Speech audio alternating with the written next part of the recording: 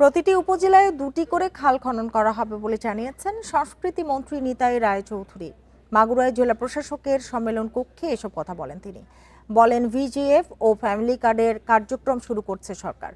সরকারের দেয়া সব প্রতিশ্রুতি পর্যায়ক্রমে বাস্তবায়ন করা হবে। মন্ত্রী বলেন, জেলার দপ্তর প্রধানদের তাদের উন্নয়ন কর্মকাণ্ড ও সমস্যাগুলো বাস্তবায়নের জন্য সংশ্লিষ্ট মন্ত্রণালয়ে সার্বক্ষণিক যোগাযোগ রেখে তাদের কাজ সম্পর্কে অবহিত করতে হবে। কর্মসূচি এটা নেওয়া হয়েছে, 2টা করে খাল প্রত্যেক উপজেলা আপাতত হবে। আমরা ভিজিএফসি কার্ড এবং ফ্যামিলি কার্ড অলরেডি কার্যক্রম শুরু হয়ে গেছে।